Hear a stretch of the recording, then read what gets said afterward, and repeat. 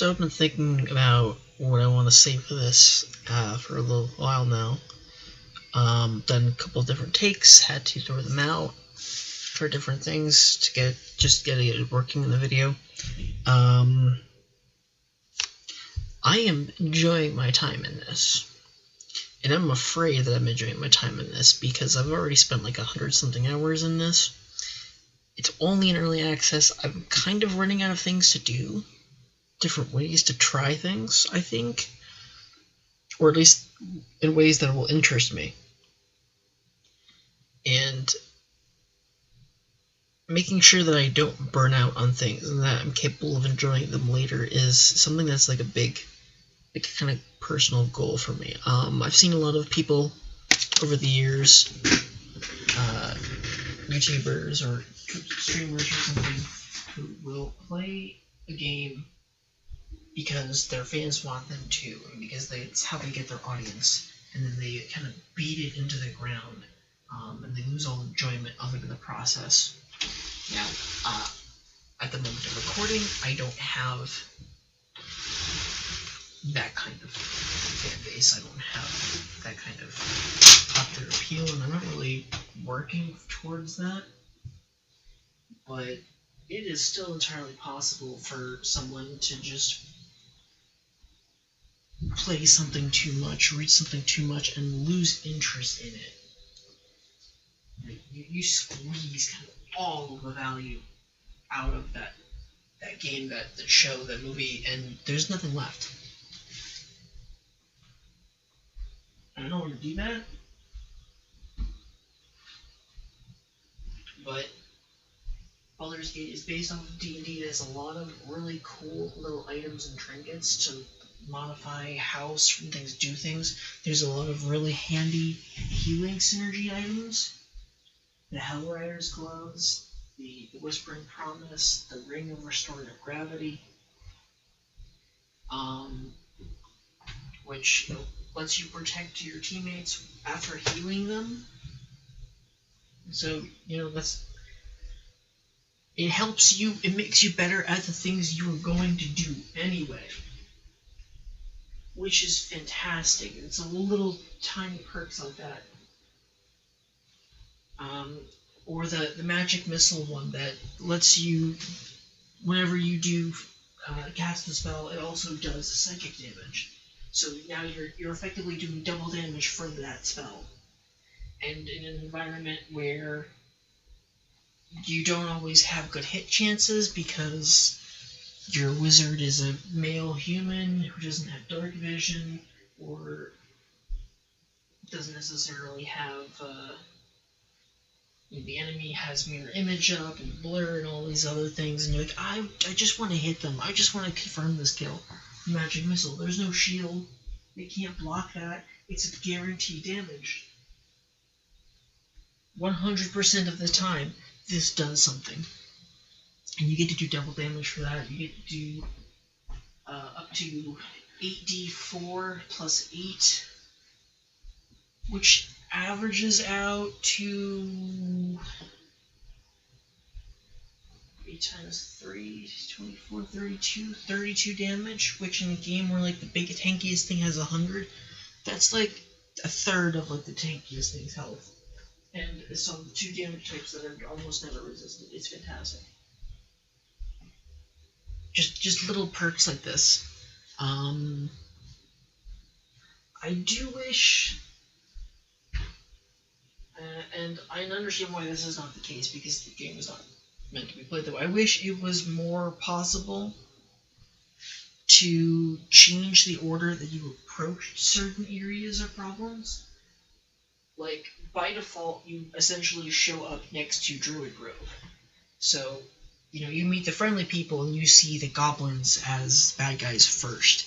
And, you have a story choice to kind of be like, it's an us versus them thing. Do I want to team up with the goblins, or do I want to team up with the druids and the tieflings?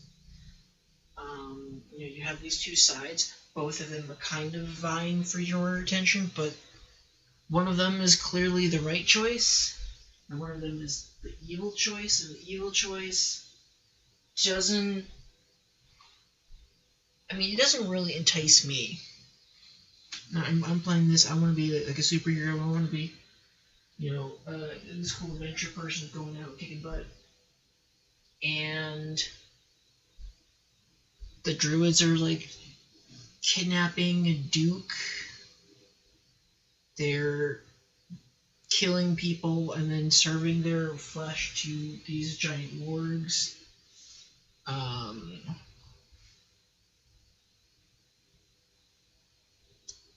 And it's my understanding that if you team up with the goblins, they don't necessarily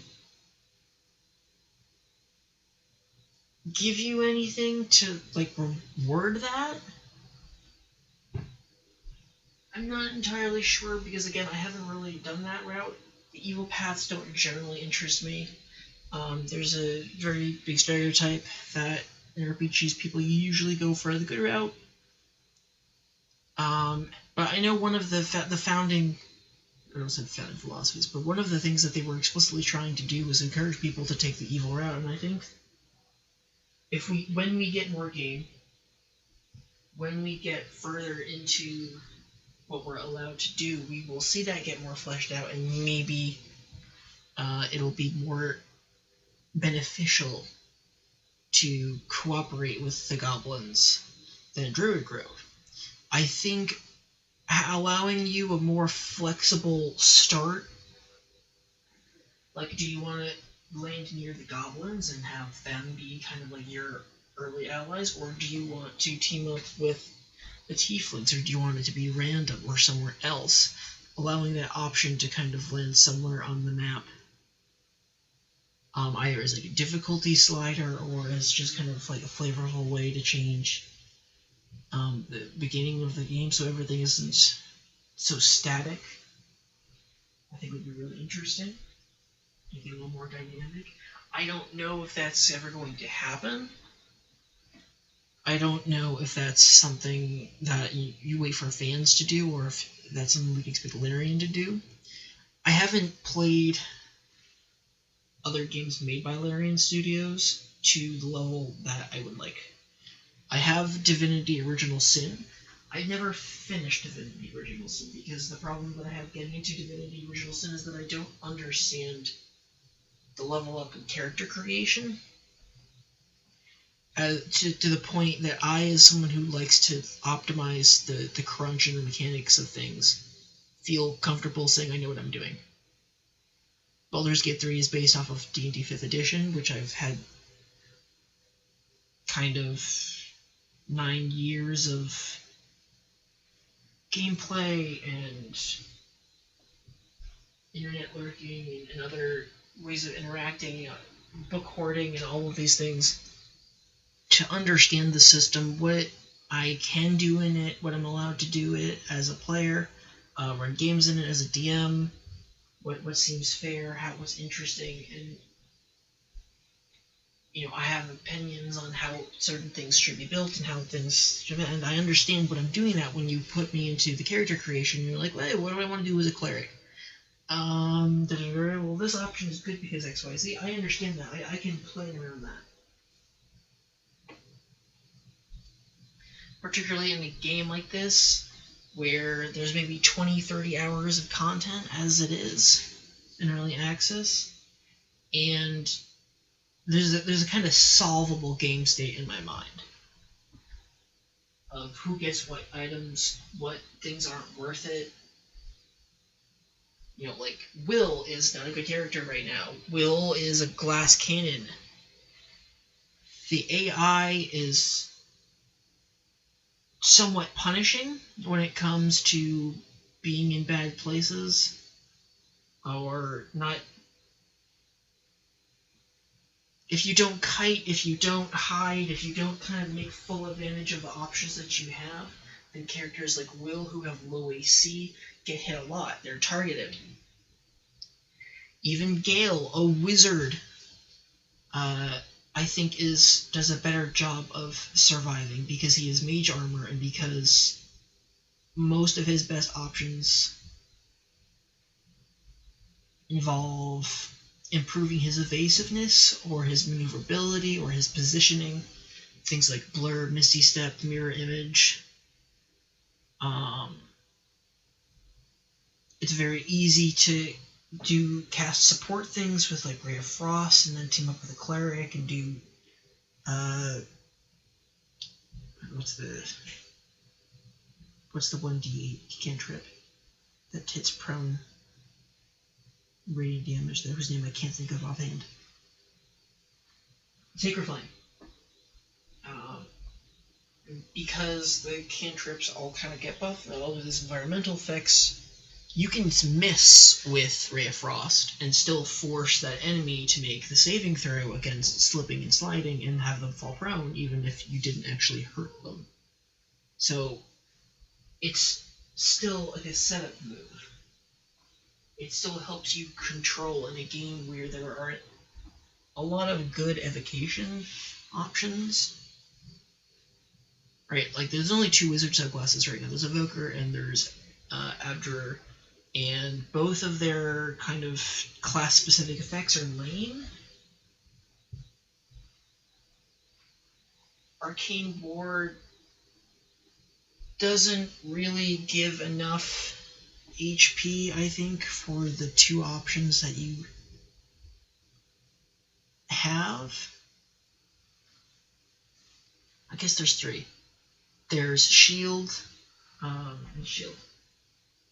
There's Mage Armor, there's Armor of Agathis, which you can only learn from Scroll, and may not be an option that Wizard keeps. I don't know if Wizards will be allowed to learn any spell, like they can right now in the final release. They might change that, so that it's only Wizard spells, which is a pretty big nerf.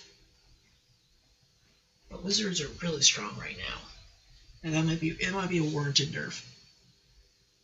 And then the other option that they have is Shield of Faith, which they can cast from a Scroll, or they can cast from Sword of Justice, or they can cast from Absolute's Warboard, or they can just learn it as a spell themselves.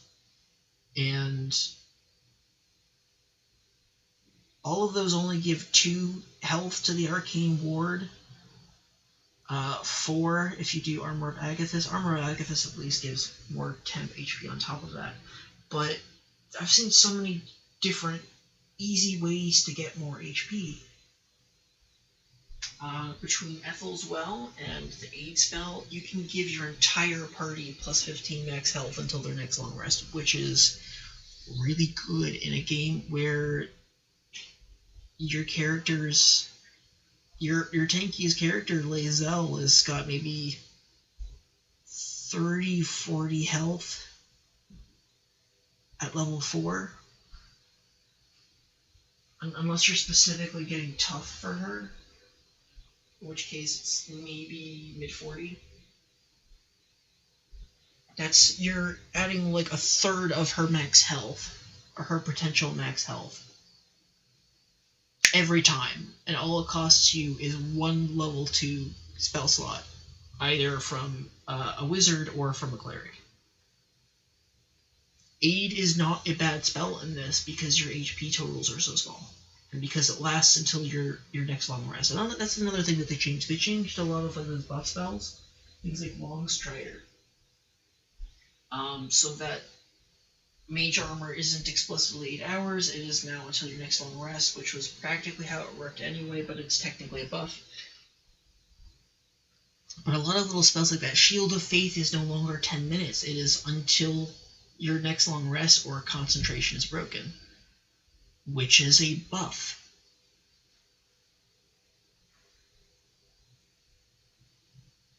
You can reapply Hex and Hunter's Mark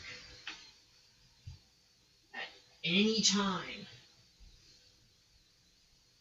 until, so long as the target dies, you get to throw it to move it to a different target, so long as you do not lose concentration while the spell is applied on a target. If you break concentration by casting another concentration spell from Hex or from Hunter's Mark, you will lose that condition. But you cast it once, you kill the thing, you get it back, It doesn't cost another spell slot. You can just chain that. It's very easy, I think, to go long periods of time if you take fights smart without resting. And in a game where you can only go up to level 4, where you have maybe 20 to 30 health at most, just popping healing potions, making excellent use of cover, of bursting targets down from stealth, ambushing things. And it's very easy to screw up an ambush too. It's very easy to overextend and position things wrong, or have a patrolling target see you and be like, oh, I failed the stealth check. I'm in broad daylight. Whoops. But it's also very easy to keep things hidden in shadow. Excuse me. I almost hiccuped there.